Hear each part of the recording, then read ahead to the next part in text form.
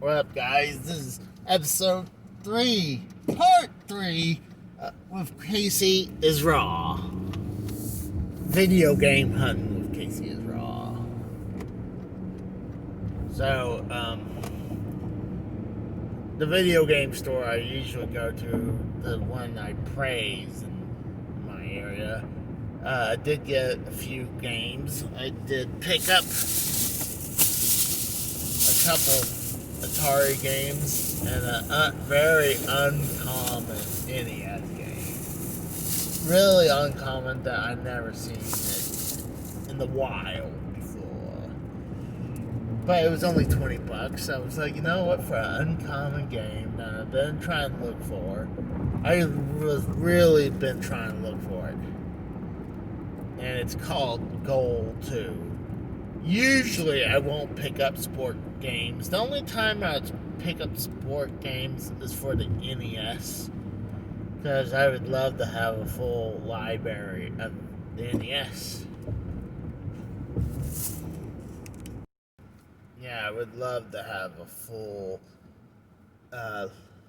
full library of NES one day. Very unlikely because there's certain games are extremely rare and extremely expensive. Like, honestly, the the Holy Grail, the two holy, actually several Holy Grails of the NES library is the two types of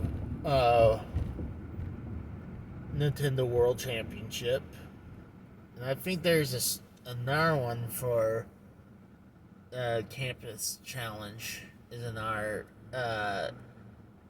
But in the Nintendo World Championship, the gray gold card are the most sought out games. Extremely unrealistic to come by them. The only time I ever seen them, I think it was just the gray cart was at a convention, and I think it wasn't even for sale. I think it was just for looks, and I heard one time at a guy at a convention who has the game would charge people $10 to hold and take a picture of it. I mean, hey, he's making money off it, and people are stupid enough to do that. Uh, he deserves to get the money. I mean, he makes some money back with it, but it's worth thousands of dollars, tens of thousands of dollars.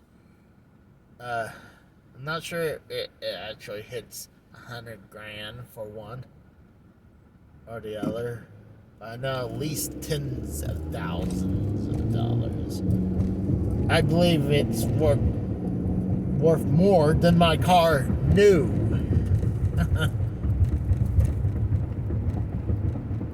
I believe so.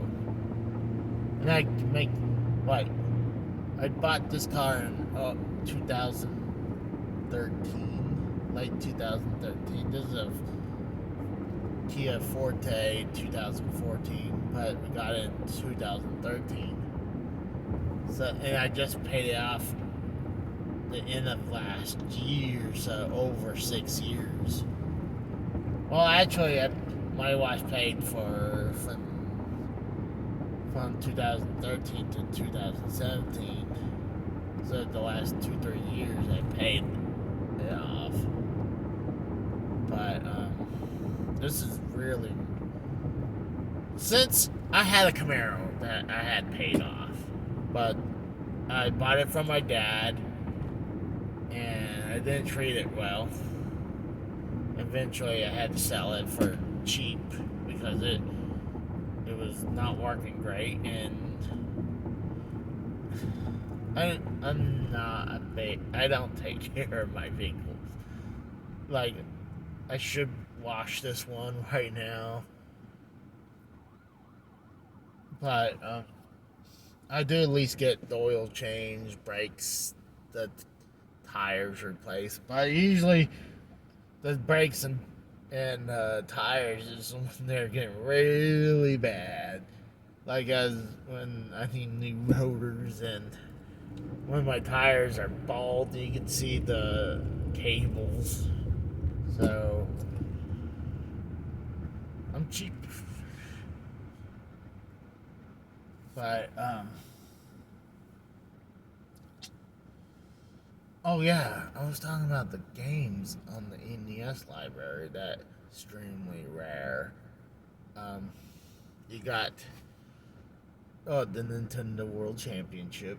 You got Little Salmon, not Little Sam. Is it Little Salmon? Yeah, Samus. Trying it, Little Samson, something like that. That's worth between $500 to $1,000. You got maybe 1,200. I'm hearing about now, and then you got Flintstones at Dinosaur Peak. Surprise at Dinosaur Peak. That's worth about around seven. I wouldn't blame. I wouldn't doubt if it's from $700 to $1,000. My most expensive cart I ever picked up was called Panic Restaurants. Um, I did a. I picked it up for $50. A story behind that. I told some people about this before, and I went to a store when I used to live in Pennsylvania. I was working at a shop in Nazareth, Pennsylvania, and one day after work, I was planning to go to the pawn shop. That's literally, if I pull out of the parking lot, turn left, I go into the next parking lot, and it was the pawn shop that I good relationships with, good people, good friends, called Nazareth Exchange, and I was planning to go over there after work. Then something hit me. Something told me to go to Second and Charles, that is in Whitehall, Pennsylvania. So I was like, you know what? I'm gonna go to Whitehall today and go to Second Charles, and I would do every Friday. I would get paid on every Friday and go to either or. Mostly I would do both because one's right there, and one I can, after go to the pawn shop, I can go over there, go to St. Charles after work on Friday. So I would show up like an hour and a half late back to my apartment. I know Liz was not a fan when I showed up late, but she wasn't. Also, she wasn't strict. But I think she appreciated when I told her when I'm gonna go look at games. But yeah, back to the story. God, I'm so sorry about keep sidetracked. So I went to Second Charles, and I saw something in the case that I wanted, but usually with Second Charles, you'd be standing there. Every once in a while, it'd take forever, someone to notice you're standing there. Really need a damn ringer or buzzer or something when you need help. And I'm looking, there's a game in the case. While I'm waiting, looking up and down the aisles in the video game sections, and they had a good selection of stuff. Every once in a while I'll find something rare there, or something real good. And one day, not that same day, after looking down the aisles waiting for the person to show up, I looked over the counter, and I found out that there's something behind the counter and you want to look at, just tell the person you want to look at it. And so I took advantage of that. I saw the crate of NES games, behind the counter. It's like, hey, can I see that crate of NES games? Sure. Had a bunch of commons, and there was another game I should have picked up. It was called Lemmings for the NES. I should have picked that up. Because that I don't come by that very rarely. So I should have picked that up. But when I saw Panic Restaurants for $50, I knew what that game was. So I was like, I froze. I was like, yeah, I'll just take this. I'll be good. I might even had one other game. And I was like, please, God, don't know what you got. Please don't know what this is.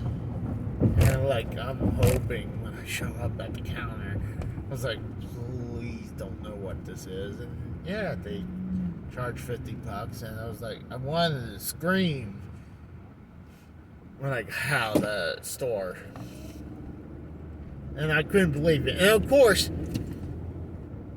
when I finally got out, I couldn't reach no one. No one at all would answer the damn phone. My wife wouldn't answer my phone. My brother-in-law wouldn't answer the damn phone.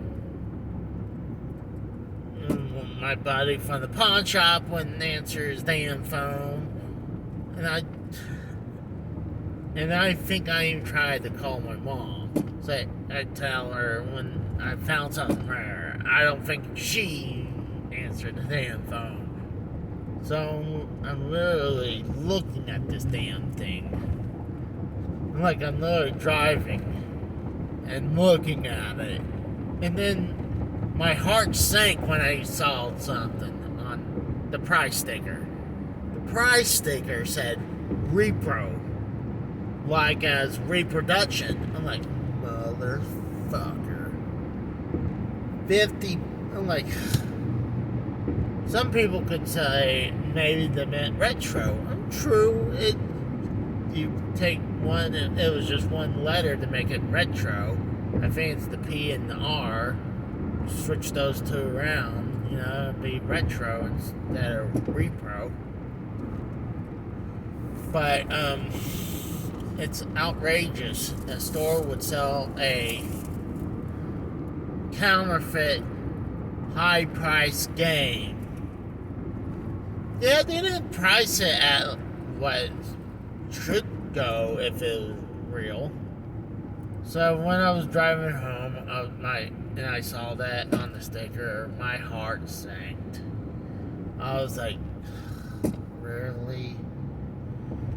I was like, fuck. And I still had the receipt. I was gonna turn it back the next day, or when I went back to work or something like that. And or after work. And I played it, and it plays the game. It plays as it was a real game. I mean, at least had the game ROM on it. So I was like, oh, at least it has that. It's not just someone slapped a fake sticker on a cart and call it Panic Restaurants. Or they or some a-holes would do, they switch the boards inside. They'll put a high-priced game inside the board. No, they open the case and they put a cheap board in from a common game and keep the expensive board. And at the time I didn't have what's called the security game bit. Only certain Nintendo only had it, and then nowadays you can buy it on eBay and Amazon, Wish. So nowadays, if you buy high-price NES games, Super Nintendo, N64, I highly suggest getting a game bit security screwdriver, because you can open it up and find if it was real or not.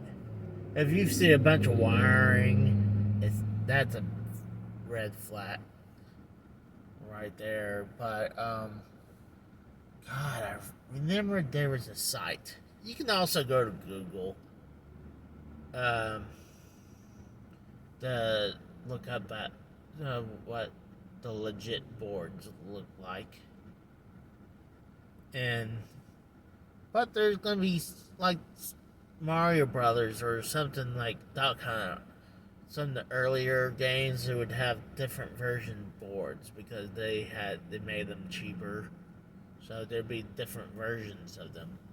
But uh, I posted this on like Facebook on one of the Facebook groups I was in, and one of them said, "I don't know, that looked kind of real to me," and they started giving me hints. I was like, "Hey, is there a number stamped on the back label?" Like, yeah. Is it a certain number? Like, yeah. And you know what? Have you ever held a reproduction NES cart? Usually they're heavier than a normal NES cart. This felt normal. This felt like a normal cart. Didn't feel any extra weight at all. So I was like, okay, that's a good plus. And you can tell from the if it's a fake label, you have to look at it, and you could see if it's bad. A lot of times they'll throw like reproduction in the corner. That's a giveaway. Or if the label looks washed out, like printed out badly, or if it's not glossy looking from like a normal NES cart. Like my Zelda, the Outlands, it was a paper looking label. So it was the worst label I have. That fucking game I got from 8-Bit Evolution was the worst experience from a group I ever dealt with. Fuck those guys. But back to my story. So a bunch of guys were giving me tips. Like, does it look like this? I'm like, yeah. I mean, so they're like, this might be real. Then I finally took it to my pawn shop buddy that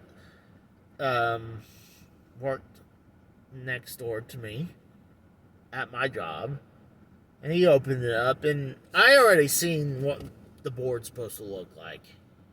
So when I turned it over and saw what it looked like, I'm like, it's real.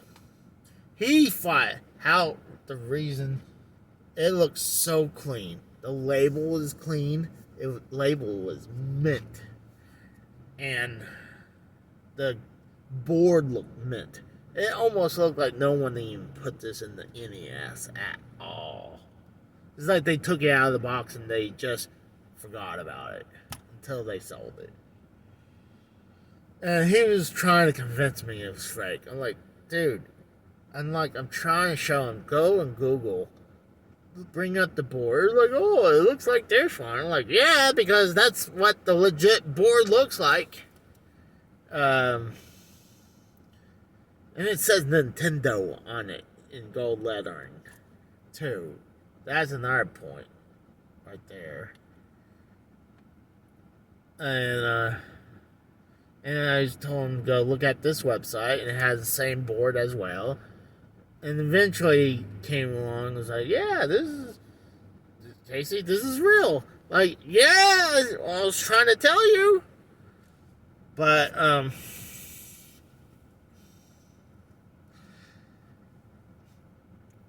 then I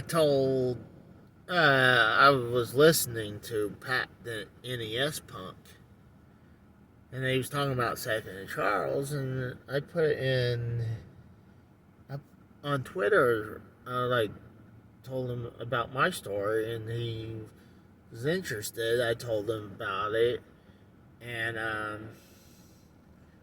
when I post this video, I'm gonna put the link. I'm gonna try to put the link in the description. At least I'm gonna put it into on Twitter. So he had good points about it. So I suggest looking at it. But that was the best pickup of all time for me. But I'm at the next vintage stock, so I'll talk to you guys later.